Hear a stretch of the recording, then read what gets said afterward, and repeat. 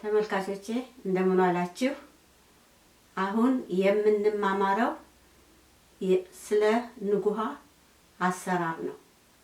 ለንግ ውሃ አሰራር የሚያስፈልጉ ነገሮችን እናያለን።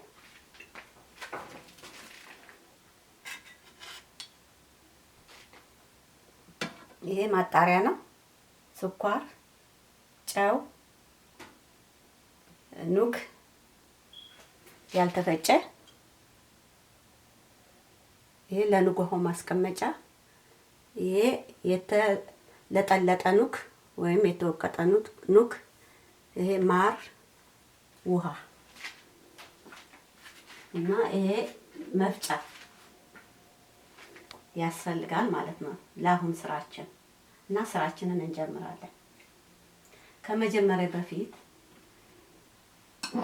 እዚህ ጋር ያልተወቀጠና የተለጠለጠ ወይም የተወቀጠ ኑግ አለ። በዛ ነው የምንሰራው ስራችንን እና ኑግን እንዴት እናዘጋጀዋለን፣ ከየት እናገኘዋለን የሚለውን እናያለን። ያው ኑግ እንደምታውቁት መገኘት ከሚችልበት ገበያ ወይም ቦታ እናገኛለን። ከዛ በኋላ ግን ኑግን ለፈለግነው አይነት ለመጠቀም እንዳስፈላጊነቱ አበጥረን ለቅመን አጥበን አሁንም እንዳስፈላጊነቱ ተቆልቶ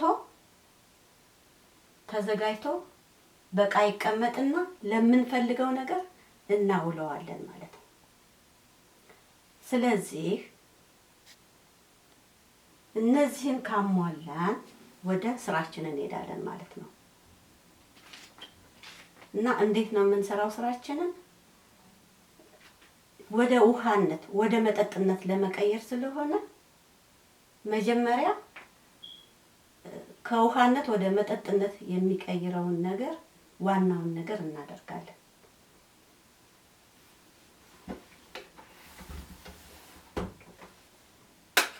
ይሄ ዋናው መስሪያችን ነው። ስለዚህ ከምንም መጀመር እንችላለን።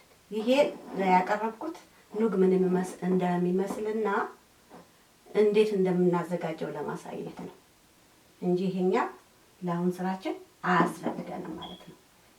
ስለዚህ መጀመሪያ ውሃ እንጨምራለን በመፍጫችን ውስጥ። እዚህ ሙቀጫ ስለሌለ በቡና መፍጫ ፈጭተን ኑግን አድቅቀን መጠቀም እንጂ የተለጠለጠ ኑግ ልናገኝ አንችልም፣ እኔ በበኩሌ። ምክንያቱም ሙቀጫ የለም። በምን ይወቀጣል? ካለና መውቀጥ ከተቻለ እኔም ማላቀው መለጥቀጫ ወይም ደግሞ መለጥለጫ መሳሪያ ካለ ለጥልጦ ማዘጋጀት ይቻላል። ከሌለ ግን የግድ የተለጠለጠ ኑግ እንደዚህ አይነቱን ብቻ ካልተገኘ መጠቀም አይቻልም ማለት አይቻልም። መጠቀም ይቻላል። እንዴት አድርገን ባለን እቃ በቡና መፍጫ ሆነ ሌላ ማድቀቅ በሚችል እቃ አድቅቀን እንደ ተለጠለጠው ኑግ መጠቀም እንችላለን። ለምሳሌ የኑግ ውሃን ስንጠቀም በዚህ በተለጠለጠው ኑግ መጠቀም እንችላለን። ወይም ደግሞ በቡና መፍጫም ሆነ ሌላ መፍጫ ካለ ተፈጭቶ በጣም ባይለጠለጥም ለፈለግነው ነገር ኑግን መጠቀም እንችላለን። ግን ጥሬውን አይደለም፣ ሳይቆላ አይደለም፣ እንዳር አድርገን ቆልተን ነው ለምግብነት የምንጠቀምበት። ዘይት በምንሰራበት ጊዜ ወይም ጥናቡክ በምንሰራበት ጊዜ አቆላሉ ይለያል። እሱን ደግሞ በሌላ ቪዲዮ አስተምራለሁ ማለት ነው። እና አሁን አበጣበጡን አሳያችኋለሁ።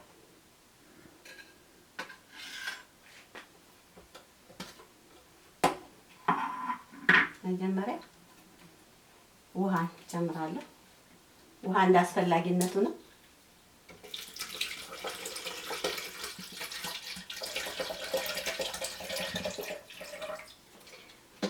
ይቺ ብቻ ትበቃኛለች ብዬ ለአንድ ሰው የምሰራ ከሆነ ይችን ብቻ እሰራለሁ። ብዙ የምፈልግ ከሆነ ብዙ ሰራለሁ ማለት ነው። ስለዚህ እኔ በሁለቱ ሰራ ይበቃኛል።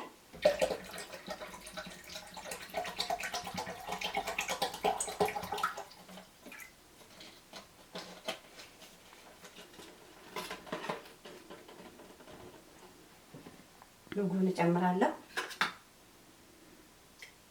ቅደም ተከተል ችግር የለው።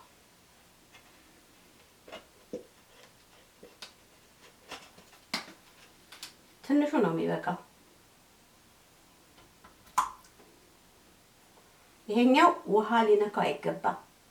ከተረፈ ስለሚበላሽ በጥንቃቄ ነው እንዲቆይልን አድርገን መጠቀምና ማስቀመጥ ያለብን ማለት ነው ማንኛውንም ነገር።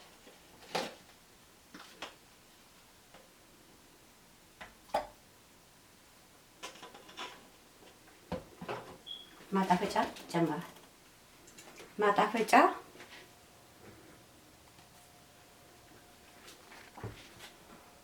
ማጣፈጫ ሶስቱ ነገር ነው ለማጣፈጫ ብዬ ያቀረብኩት።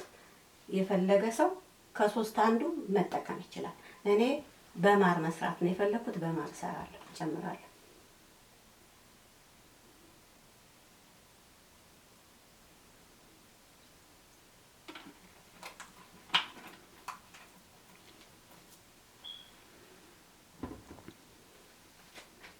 አሁን የምፈልገውን ነገር ጨማምሬያለሁ ማለት ነው። እና እዚህ የጨመርኩት በአትክልት መፍጫ የጨመርኩት የአትክልት መፍጫ ስላለኝና ስለሚያፈጥን ነው። ከሌለ ግን እጃችንን ታጥበን በደንብ በንጹህ ስለማይንተከተክና እንዲሁ ስለምንጠጣው በጉድጓዳ ሳህን አድርገን ልክ እንቁላል እንደምንመታው በእጃችን መምታት እንችላለን። የእንቁላል መምቻ ካለ ደግሞ በሱ ልክ ይሄንን እዚህ የጨመርነውን እዛ ጉድጓዳ እቃ ውስጥ አድርገን በዛ በእንቁላል መምቻ በጣም መምታት አለብን። ስለዚህ ባለን መጠቀም እንችላለን። ሌላ መንገድ ካለ ደግሞ ለማዋሃድና ለመበጥበጥ ስለሆነ መጠቀም ትችላላችሁ ማለት ነው። የተወሰነ ነገር አይኖርም በሙያ አሰራር ላይ እና አሁን እፈጫለሁ።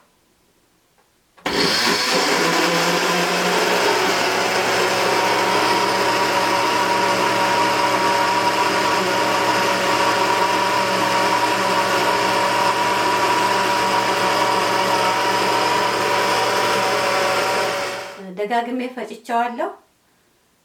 ከአሁን በኋላ ውሃውና ጥላውን መለየት አለበት ራሱ እና እንዲለይ እስከሚለይ ድረስ አቆየዋለሁ እዚሁ ውስጥ ማለት እና ሲለይ እንገናኛለን። ተመልካቾቼ አሁን ጠሏል። በጣም ስለተለጠለጠ ወይም ደግሞ ስለደቀቀ ብዙ አሰር የለውም እና ሳጠለውም ብዙ አሰር ይወጣዋል ብዬ አልገምትም። አብረን እናየዋለን እስቲ። ሸርከት ብሎ እንደዚህ ሳይለጠለጥ የተወቀጠ ከሆነ አሰር ሊኖረው ይችላል። ይሄ ግን በጣም ነው የደቀቀው እና አጠላዋለሁ ማለት ነው።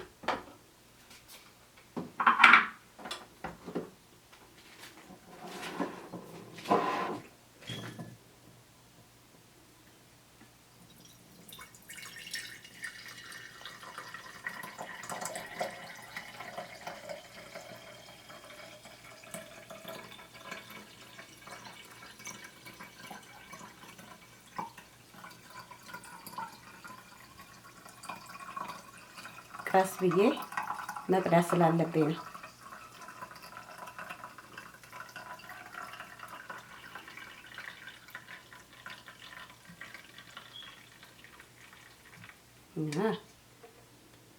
ይሄንን በሌላ እቃ አጣራዋለሁ፣ አልደፋውም እና ከዛ በኋላ የምጠቀምበትን ተጠቅሜ ቀሪውን አስወግዳለሁ ማለት ነው። ስለዚህ ይሄን ይመስላል። አዘጋጅተን ጨርሰን በቃ እናስቀምጣለን። አሁን መጠጣት ካለብን እንጠጣለን። ስራ ካለን ወይም ደግሞ ነገ ተነገ ወዲያ ማታ ጧት መጠጣት በምንፈልግበት ሰዓት በዚህ መልኩ ክድን አድርገን አስቀምጠን ቀዝቃዛ ቦታ ካደረግነው በኋላ መጠጣት በምንፈልግበት ሰዓት እንጠጣለን። ለምግብነት እንጠቀምበታለን ማለት ነው። እና እስቲ ልቅመሰው ነኝ።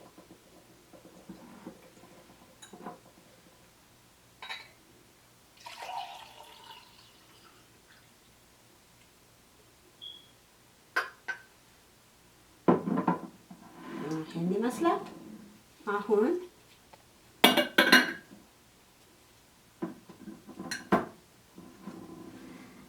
ማስቀመጥ በምንችልበት እቃ በንጹህ እቃ ባለው ቦታ ቀዝቃዛ ቦታ እንዳይበላሽብን ፍሪጅ ውስጥ ማስቀመጥ እንችላለን።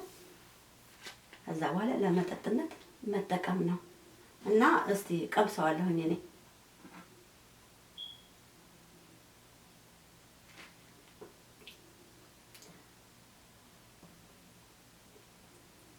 በጣም ቆንጆ ነው። ስለዚህ የጤና አዳም ቅጠል ለእንደዚህ አይነት ቤት ለሚሰራ መጠጥ ጣዕሙ ቆንጆ ስለሆነ እርጥብ ጤና አዳም ቅጠል ጨምሮ መጠቀሙ ጥሩ ነው። የማይወድ ካለ መተው ነው።